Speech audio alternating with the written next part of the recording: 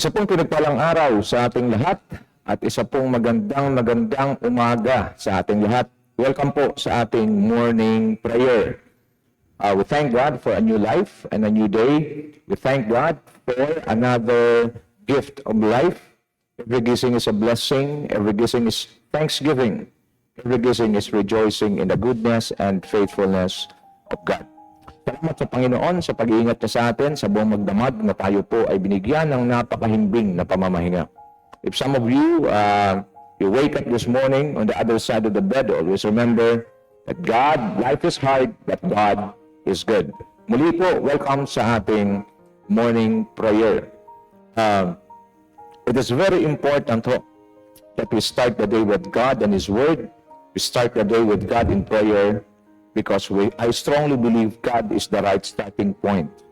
Every day of our lives, we need to start with God. Even the Bible, in the book of Genesis chapter 1 verse 1, it says, "In the beginning, God created the heavens and the earth." So ito po isang magandang pattern at revelation sa lahat ng mga mananampalataya to start our day with God. Busyness in this world is too much. Concerns and stress and marami pa tayong mga ibang iniisip that even the works of God, even ministry, masyado tayong nagumon at masyado tayong nag-focus sa ating mga gawain, pati ho ang ating prayer life ay nakakaligtaan po natin. Thinking in our mind that we are doing the works of God, sa unang tingin ho, mukhang tama. Pero walang ibang pinakatama kundi ang unahin ng Diyos. Ang ministry makapaghintay, ang kausap natin makapaghintay, ang transaction natin makapaghintay. Never start the day without talking, praying first to God. Ito ho ang pinaka-importanting conversation ho na atin pong dapat bigyan ng diin. So before we continue, I would like to invite you to join me in a word of prayer. If you are ready, let's pray. Father God, in the name of Jesus, we thank you for a new gift of life that you've given us today. Thank you for a peaceful rest throughout the evening. Thank you also for the opportunity you've given us to hear and study your word. Thank you for providing all our needs. Thank you for the strength. Thank you also for healing our illness. Thank you for providing all our needs. And thank you for the gift of life. Thank you also for the opportunity you've given us to serve you and to honor you. Thank you for your word.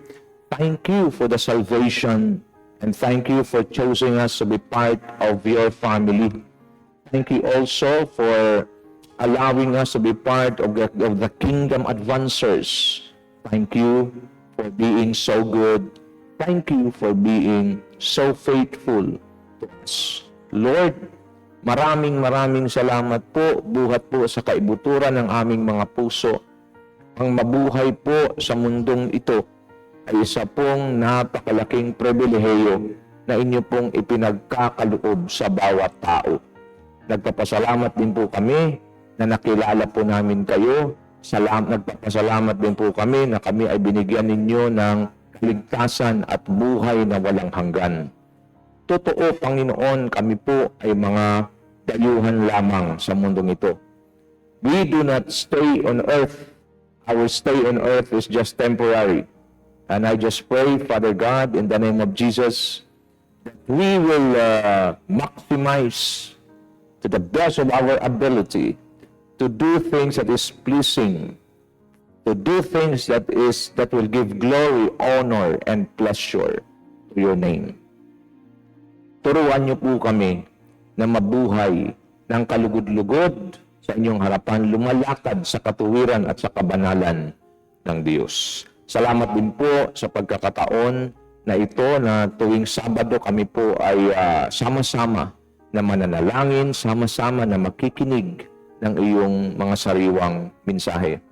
Dalangin ko rin, Panginoon, ang aming mga pastoran, ang mga pamilya ng pastor, ang kanilang mga anak, maging ang mga kongregasyon na inyo pong ipinagkatiwala sa kanila. Sila po inyong pagpalain, bigyan ng kalakasan, Patuloy po, Panginoon, na sila po ay inyo pong bigyan, O Diyos, ng kapahayagan buhat sa inyo na siya namang kailangan ng kanilang mga nasasakupan. Maraming salamat din po, Panginoon, sa aming mga leaders sa bansa, mula sa aming presidente, sa mga senador, mga congressman, mayors, governors, the councilors, and even the barangay officials. Lord, I pray na ang bawat isa po ay inyo pong padalhan, Panginoon, ng mga lingkod ng Diyos na siyang magbahagi sa kanila with boldness about the Word of God so that this nation will be run by people who possess the fear of the Lord. I pray, Father God, that you will bless our land na magiging fertile ito, Panginoon, at mag-produce ng maraming ani. At ganun din, Lord God, I rebuke all calamities, specifically typhoon, drought, and then flood in the name of Jesus, that this nation will be blessed once again, that we will become, Father God, the exporter of our best product from our nation, the Philippines. Lord, dinadalangin din po namin sa inyo, Panginoon, ang next generations namin, ang mga kabataan.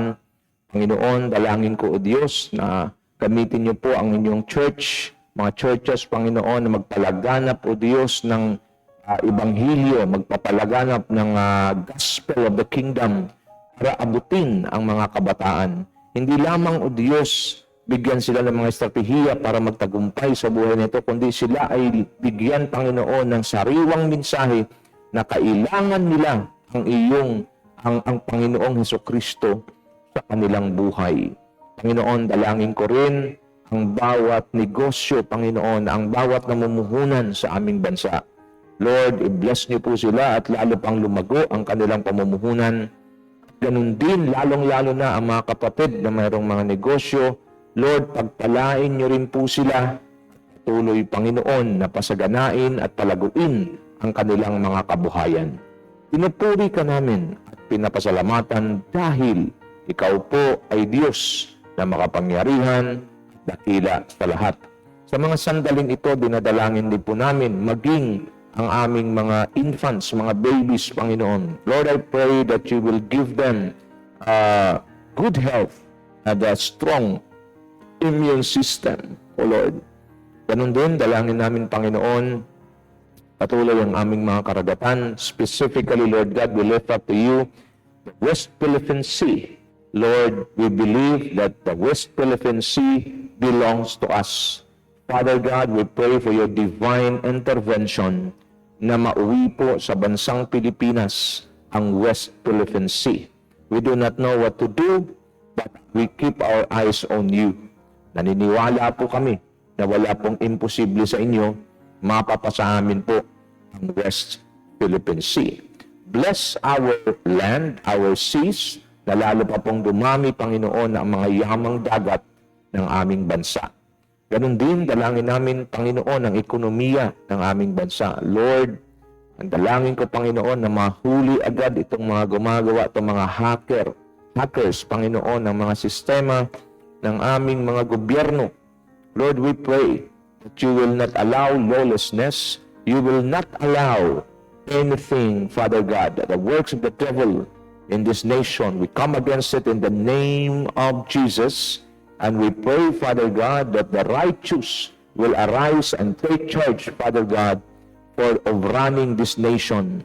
Lord, I pray that empower your church, give us the boldness, give us, Father God, the wisdom, the knowledge, and the understanding, the anointing, and the power, Father God, to advance the kingdom of God on earth so that this nation will become the catalyst and the launching pad, Father God, of many missionaries all over the world. We also pray for our OFWs, our overseas workers. Lord, we pray that you will continue to release your favor, your blessings and success to all their endeavors. In the name of Jesus, we pray for a special favor to our OFWs. Lord God, that they will be promoted, they will get the best job that they need, And we also pray that you will continue to empower them, strengthen them, provide them with good health, long and satisfying life, so that they can also bless their families. Lord, dalangin ko rin ang mga kaso sa Senado, maging sa Kongreso, Panginoon, nawa ito ay mabigyan ng hustisya at may gawad ang tamang parusa sa mga nagkasala. I pray sa aming judiciary, sa legislative, maging sa executive. We pray, Father God, that you will send men and women of God that will become channels of blessings so that the Word of God can penetrate in these three major arms, Father God, that run our nations: the legislative, judiciary, and the executive. Father, we pray in the name of Jesus that you will continue to empower your church, that you will continue, Father God, to pour out fresh revelations and give us a humble, a tender, a teachable heart, so that every time we hear your word, we will obey and walk according to it right away. Father God, make us wise builders, not the foolish one. We also pray those who are experiencing dryness in the spirit, those who are experiencing weakness in the spirit. Father, I pray that you rekindle once again, God, Holy Spirit, the fire to keep burning in their hearts, so that, Lord, revival will be established in our land. Father God, in the name of Jesus, I pray that there will be famine of your word, famine of your presence, famine of the revelations that you're about to release in our lives, Father God. I also pray that those who are in the business, Father God, of winning souls, those who are doing the ministry of winning souls for Christ, Lord, you said and promised in your word that you will work with us, that you will manifest, you will confirm every word that we preach with signs, wonders, miracles, and healings. Oh, in the name of Jesus, I pray that all of us will go back to our original call, which is to win souls for Christ, the Great Commission. I pray, Lord God, that the right people will going to embrace the vision of God, the Great Commission, so that this nation will become a true nation of people who fear God and worship the living God. Our God is not dead, He is alive. And we come against the spirit of idolatry. We come against the spirit of abortion. We come against the spirit of drug addiction. We come against the spirit of corruption. In the name of Jesus, we condemn you all. In the name of Jesus, all the works of the enemy, we destroy it now in the name of Jesus. And I pray, Lord God, especially in our upcoming barangay election, we pray that this will be not a bloody election, but a godly election. In the name of Jesus, those who run out of personal interest, Father God, I pray that you will prohibit them. I pray, Lord God, that the one who will win in this election will be the godly and the righteous people. We thank you and we bless you. We glorify your name. In all the earth, be exalted, our God and King, Lord Jesus Christ. And as we study your word, I pray that this will unlock the door of our breakthrough, that we will continue to possess an active and effective prayer as we continue to walk with you. I pray, Lord God, that you will increase our awareness, increase our sensitivity to your leading, God, Holy Spirit. From the beginning until the end of our study, speak to us in a very powerful way. Hallelujah, hallelujah. Come on, open your mouth and begin to praise the Lord. Hallelujah. Father, we pray for those who are sick right now. I declare from the top of your head unto the sole of your feet, I declare healing. Healing from fever, healing from cough and cold. In the name of Jesus, pinapagaling kayo ng Panginoon. Sakit sa lalamunan, sakit sa likod, sakit sa baga, sakit sa tiyan, sakit sa bituka. In the name of Jesus, the Lord is healing you right now. In the name of Jesus, receive your miracle. Somebody listening right now, you do not know what to do. Just like Jehoshaphat, you declare, I do not know what to do, but my eyes are on you. Keep your faith on Jesus. Keep your eyes on Jesus, because God is about to do something powerful. God can change our situation in just a second. Always remember that God is powerful. God can build a nation in just a day, and God can destroy a nation in just a day. That is how powerful our God is. Instead of worrying, instead of thinking of things, I want you to believe what the Lord had said in His Word. Ako si Yahweh, ang Diyos ng lahat ng tao, walang bagay na mahirap sa akin. If you believe in that, receive your miracles, receive your healing, receive your provision, receive the best from the Lord. Hallelujah, hallelujah. Come on, open your mouth and begin to praise God.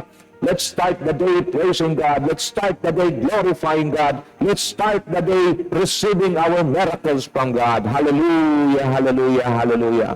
Oh, we give you praise. We give you honor. Our God is alive. Our God is powerful and is doing something powerful and beautiful in our lives, beginning at this very moment. Receive your portion in Jesus' most precious holy name. We pray, and the blessed people of God declare, Amen and Amen and Amen. Palakpakan natin ang Panginoon. Glory to God. Oh, hallelujah. Blessed be the name of the Lord. What a day to start with Him. Then, let me reiterate and repeat it to you. God is the right starting point. Never start the day without God. Never begin a project without God. Never go to your work without God. And never do or conduct a ministry without God.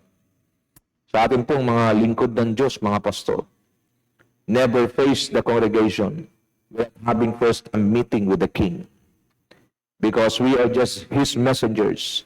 The message that we're about to release is a message from the King. That is why every pastors, every ministers of the word should, okay, or must, okay, allot, okay, ample time to linger and dwell in the presence of the Lord. Because He is the message, we're just behind. We're just a voice behind the message. I pray that this will be our practice every time we do ministry, because we are not fighting against flesh and blood, but we are fighting against spirits. And I strongly believe that the Holy Spirit, God Holy Spirit, works with us, then consider it done. Because our God is not just a champion, He's more than a conqueror, and He can never be defeated. Stay with God, walk with God, work with God, glorify God, magnify God. That is our job in our everyday life. I am crucified with Christ, dead to self, dead to sin. It's no longer I, but Christ lives in me. Manifest Christ in our lives. The life I now live in the flesh, I live by faith in the Son of God who loved me and gave Himself for me. We are living for the cause of God. We live for Christ. I hope clear ito sa bawat mananampalataya na nakikinig ngayon. So we're in the continuation of our study about possessing an active and effective prayer. To begin with, just a sort of review. This prayer is simply talking with God. Yan po ang pinakamababaw na ating natutunan. But it is also the most basic expression of our faith. So every time we pray, we are expressing our faith. This is the breath of our spiritual life. A person can only be considered alive if he is still breathing. Kaya nga sa mga bawat aksidente, kung mayroon man pong mga nangyayari, ang unang chinecheck kaagad ng mga rescuer ay yung hininga. If a person still breathes, he is still alive. But if a person is no longer breathing, he or she will be declared dead. Kaya nga ho, sa ating pananampalataya, mahalaga ho na naintindihan natin kung gaano ka importante ang panalangin. Kasi ang panalangin ay indication na tayo po ay buhay na buhay spiritually. Ang aking pong pakiusap at sinasabi sa mga nakaraang pag-aaral natin, if we intentionally neglect prayer, we are allowing the devil to take our breath away. Napakasaklap kong pangungusap yan. If we intentionally, do not pray, even though we know that we need to pray, we are allowing the devil to take our breath away. That is why marami hong mga buhay na Kristiyano sa laman, pero patay ang spiritual. It is also our lifeline to God. Every time we pray, we connect to our lifeline to God. Nais ko pong linawin ito, may mga nagsasabi, nagtuturo, pag ikaw daw ay mayroon pong problema sa relasyon mo sa Diyos, ang prayer mo hanggang bubong lang. No, not in the Bible. Every prayer, okay, reached out to heaven, naririnig ng Diyos. Kaso pag ang nananalangin ay mayroon pong tinatagong kasalanan o may ginagawang pagkakasala, ito po'y hindi ng Diyos pinapakinggan, kahit na ito'y nakakarating sa Kanya. But the moment you are living a righteous and a holy life, you're doing the will of God, every time you pray, the Lord heard it, and the good news, the Lord already answered your prayer. Yung release na lang nakadepende sa iyong attitude sa paghihintay. Yung ating waiting attitude, yan po ang tinatansya at yan po ang ginagawang basihan ng Diyos para i-release yung sagot sa panalangin mo. Most of the time, yung ating ini-expect ay hinihigitan palagi ng Diyos. Kasi our expectation is not God's revelation. Ibig sabihin, ang ating expectation malayo sa expectation at revelation ng Diyos. Kaya pag ang ating nakuhang sagot sa panalangin natin sa Diyos ay yung galing mismo sa Diyos, hindi yung gusto natin, tandaan ninyo, it is always beyond your expectation. As Christians, prayer is keeping oneself connected with God. Napatin niyo ho? Every time we pray, we keep ourselves connected. We keep our spirit connected to God. When prayer becomes your habit, miracles become your lifestyle. Nagtataka po tayo ng Panginoong Kristo nandito sa lupa. Grabe ang miracles. Magtataka ho tayo every time na siya nagme-minister, hindi po talaga siya nagme-minister ng walang miracles. And yung miracles kay Kristo is just a lifestyle. When I studied it, and I found out because prayer also becomes his habit.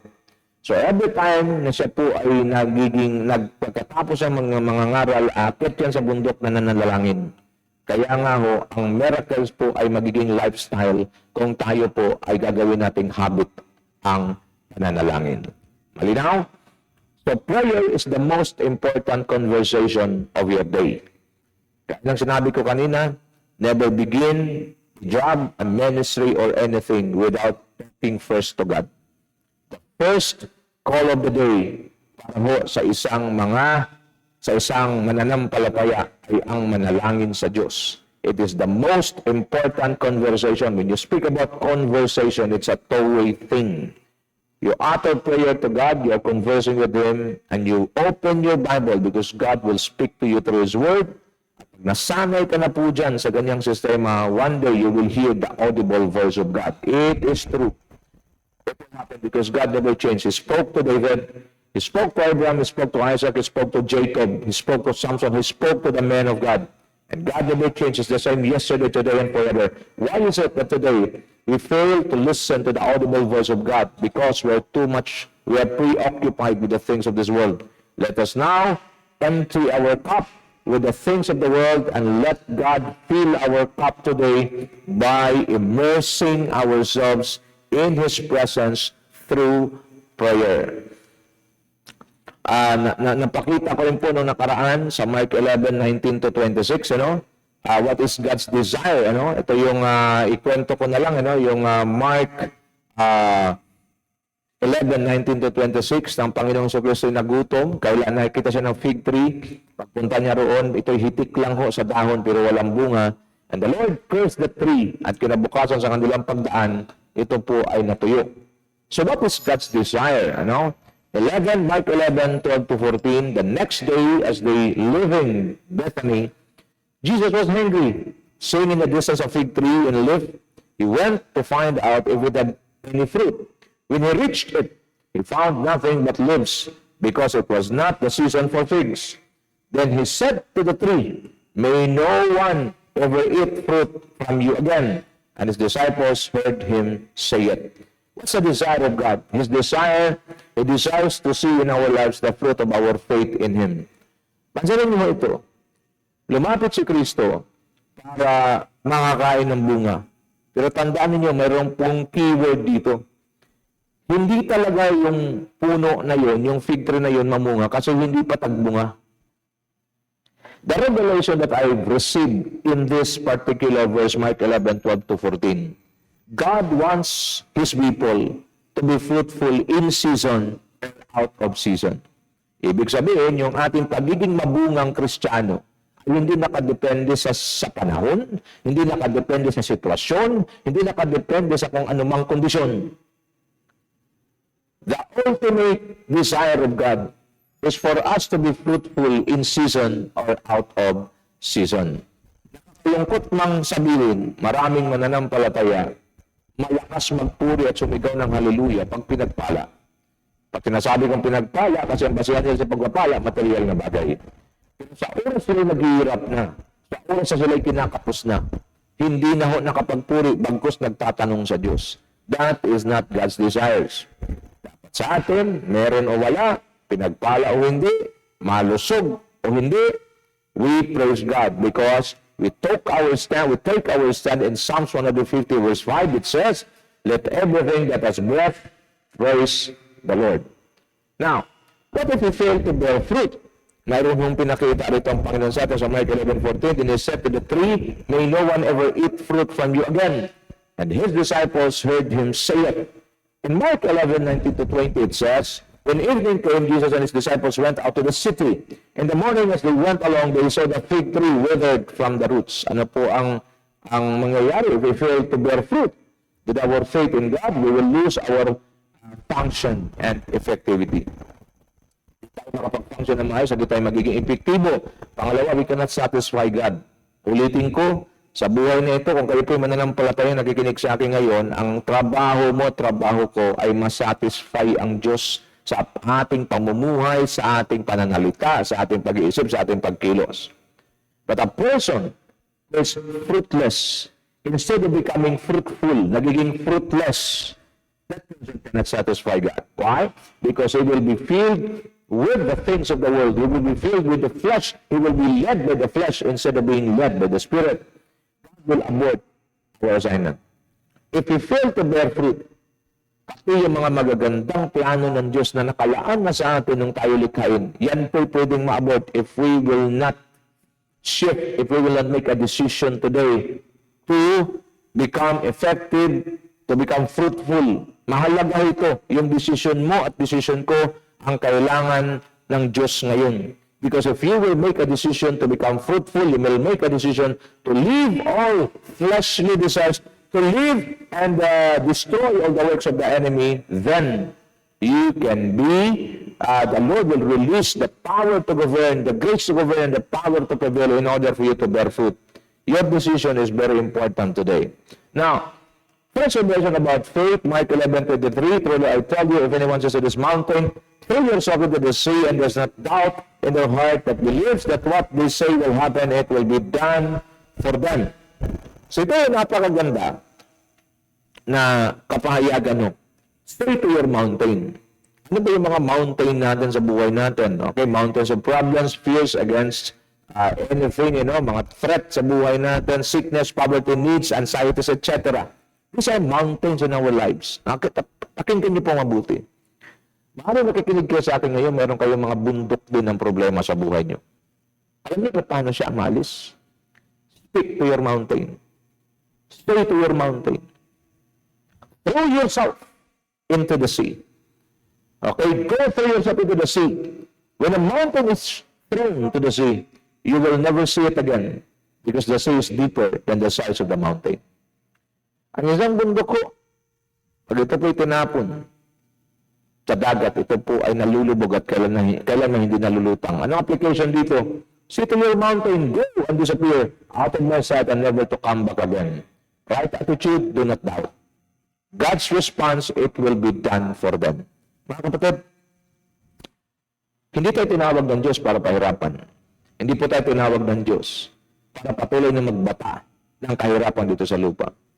Ang kamatayan ni Kristo sa krus ng Kalbaryo is holistic. It covers our spiritual infirmities, physical, financial, even material, emotional. Hindi lamang mo siya pang spiritual kasi kung tayo po, ang layunin lang ng kamatayan ni Kristo sa krus ng Kalbaryo ay spiritual salvation natin. Dapat kinuha na tayo ng Panginoon. Pero hanggang ngayon po tayo po buhay. para magiging buhay na patuturo sa iba na ang Diyos na ating pinaglilingkuran ay makapangyarihan. My challenge for you today is maximize your sonship. You have to maximize your power. You have to maximize all that God has deposited inside your life.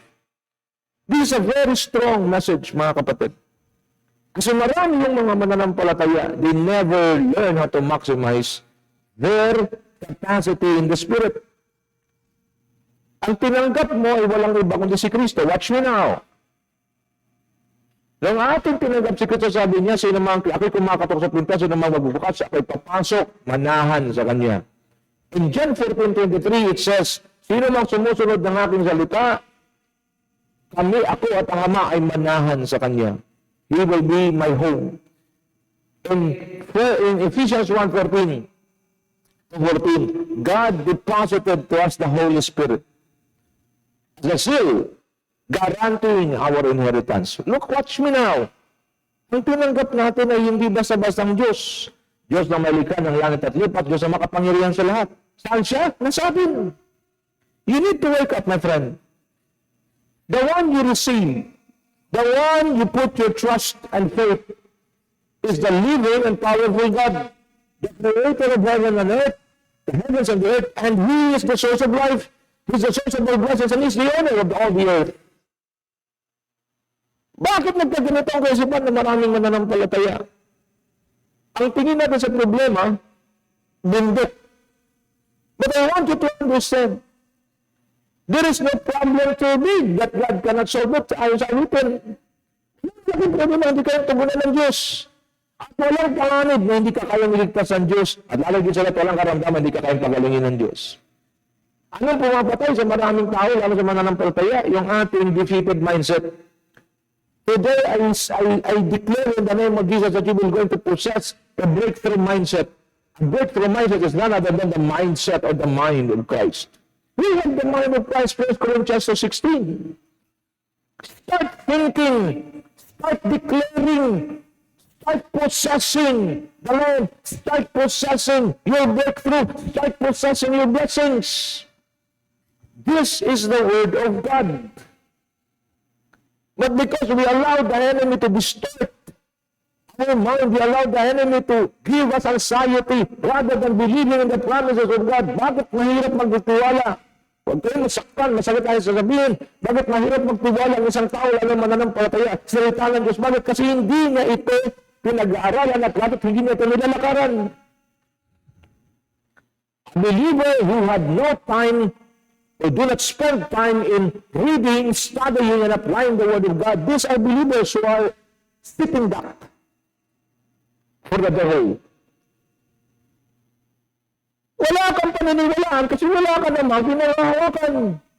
Kung wala kang pinangahawakan, wala kang paniniwalaan. Kung wala kang paniniwalaan, dinadala mo at sinasadlak mo ang buhay mo sa kapahamakan. Hindi na ho pwedeng ikatwira ng isang mananampalataya na wala siyang oras mag-aral ng salita ng Diyos.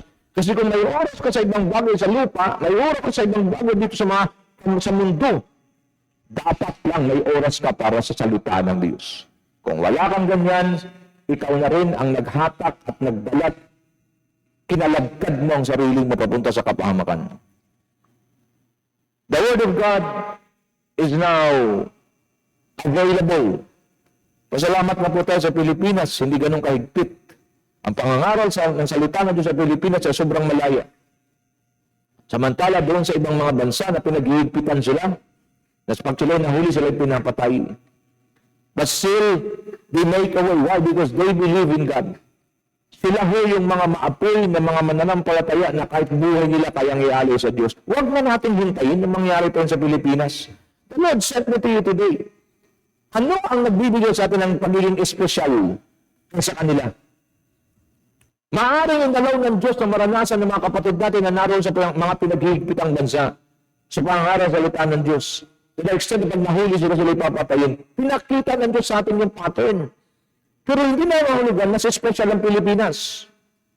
Because if you will continue neglecting the Word of God, alam mo na dapat ka makinig, pero hindi ka nakikinig, matigkas ang ulo mo, isang araw magbabayad ka ng mahal sa kamangmangan mo. Because whether you like it or not, The Word of God na hindi mo pinapakinggan, yan din ang gagamitin na Diyos panghatol sa iyo. Alam niyo ho, ganito natin sasabihin at ipangaral ang salita ng Diyos upang ang mga aalog-alog mahihigpitan ng salita ng Diyos. Mga kapatid, the Word of God is available. At ang sabi dito, the moment you declare to your mountain, go and throw yourself into the sea, and if you do not doubt, the Bible says, God will do it for you. Bigyan natin ng Diyos ng dahilan para hawiin, wastakin, durugin, sirain ang lahat ng gawa ng kaaway sa buhay natin. Ipakita natin sa Diyos, kami nagtitiwala sa iyo. Panginoon, ang iyong mga salita ang aming lalakaran, ang iyong mga salita ang aming pinapaniwalaan. If you do this, then welcome to an open heaven. The Lord bless us powerfully. The death of the Lord Jesus Christ on the cross of Calvary is holistic. Huwag kayong magpadaya sa kaaway na spiritual lang yan.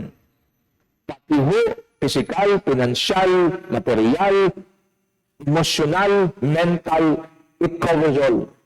So if you are having crisis in the finances today, I want you to remember, declare the promises of God that He who is rich became poor so that you who are poor might become rich through His poverty. Receive it.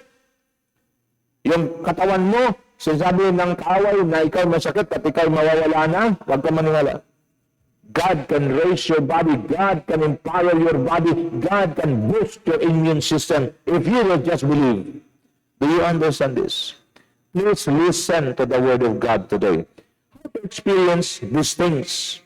Through prayer. Mark 11:24, it says, therefore I tell you, whatever you ask for in prayer, believe that you have received it, and it will be yours. So we've discussed it already sa Tagalog, yung nakalagay, ano man ang inyong hilingin sa panalangin, watch me now.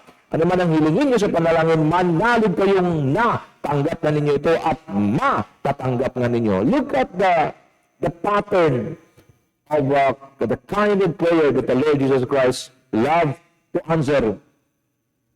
Wala pa sa kamay mo. Andiyan ka? Wala pa sa kamay mo, pero nanalig ka ng nasa kamay mo na. Dahil yun ang pananalig mo, yun ang pananampalataya mo, ibibigay ng Diyos sa iyo. Ulitin ko sa Tagalog, dandan, read my lips. Ano man ang inyong hinihiling sa panalangin, manalig kayong natanggap na ninyo ito at matatanggap na ninyo. To see is to believe. With God, believe, and you will see. Natanggap mo na. Nasa kami ko na ba? Wala pa. Natanggap ko na. At dahil yun ang pangarap mo at yun ang iyong pinsanampalatayanan, matatanggap mo nga. Remember, God can create something out of nothing. In verse 3, Genesis chapter 1, the earth was full of darkness. Then God said, let there be light, and there was light.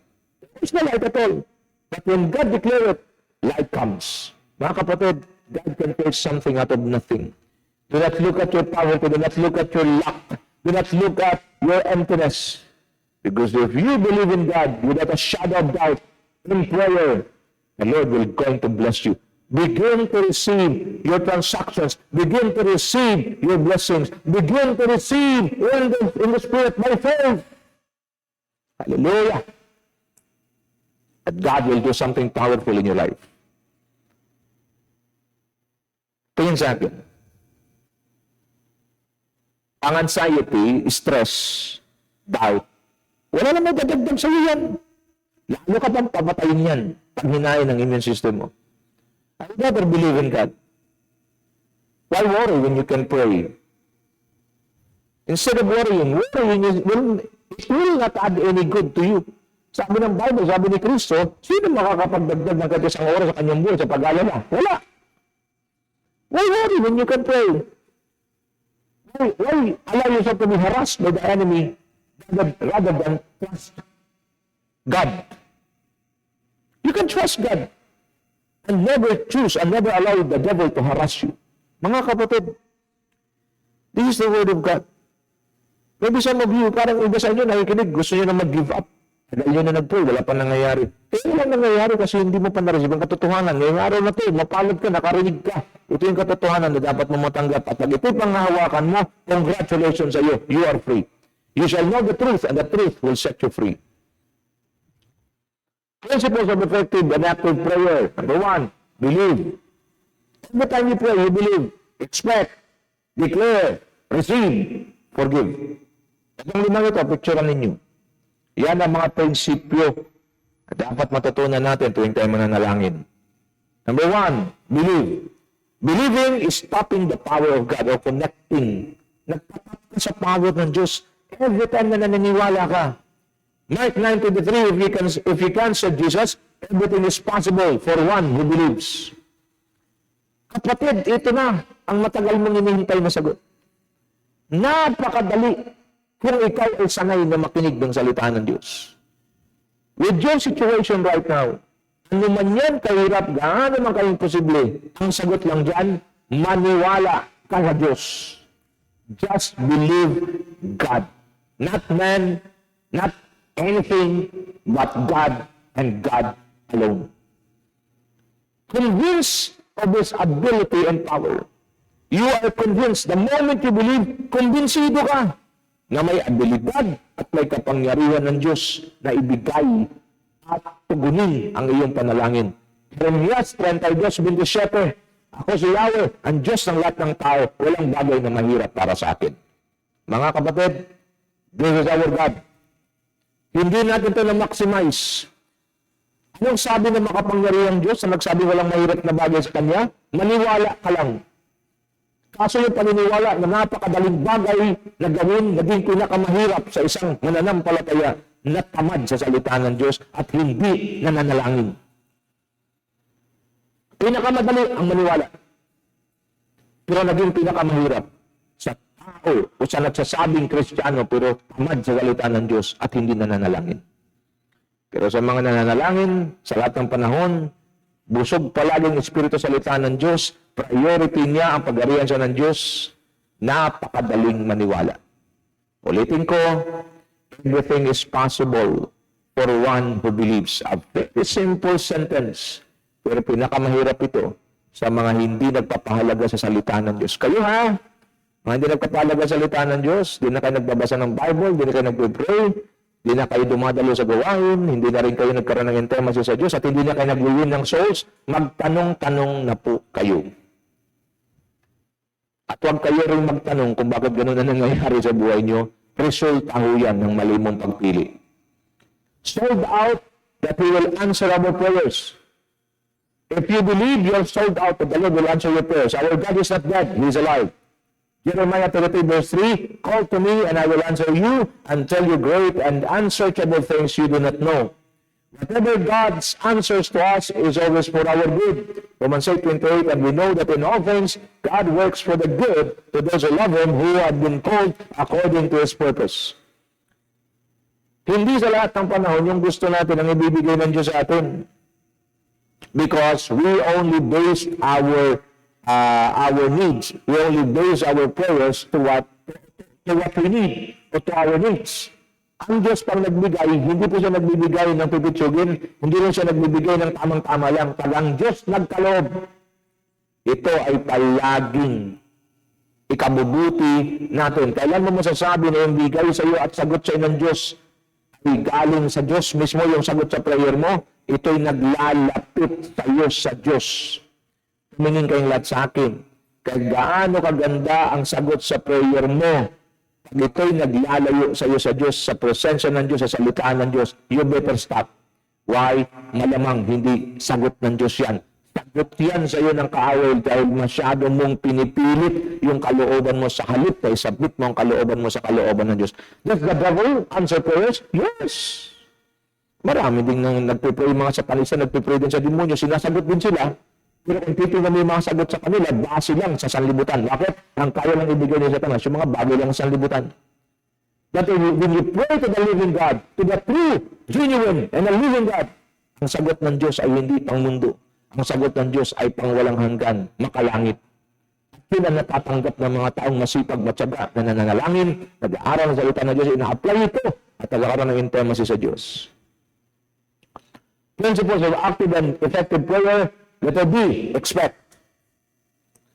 When you believe, when you pray, you believe in God that God can do the impossible and make it possible. You believe God is able, He has the ability and power, this time expect. Mga kapatid, tahasan ko po itong sabihin sa inyo.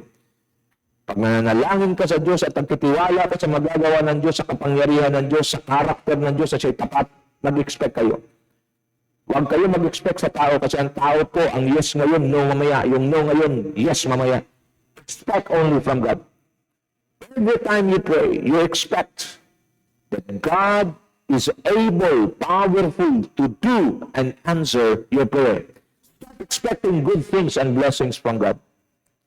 Wala kang katalo-talo. Pag naintindihan mo ang prinsipyo ng pananalangin, wala kang katalo-talo. Ano lang na-expect mo? Mga mabubuti at mga pinagpalang bagay galing sa Diyos. Hebrews 11:1. Now faith is the assurance of things hoped for, the conviction of things not seen. Ano na-expect mo? Yung iyong inaasahan, mangyayari. At yung iyong pinapaniwalaan, yung hindi mo nakikita, punong-puno ka ng pag-asa na yung hindi mo pa nakikita, makikita mo. Nakita mo yung power na to? Yung expectation mo sa Diyos, yan ay ginugovern ng iyong pananampalataya. Ang pananampalataya mo sa Diyos ay sobrang tatag. Yung pananampalataya mo sa Diyos, sold out ka na ang Diyos sa sinampalataya na mo buhay at makapangyarihan sa lahat.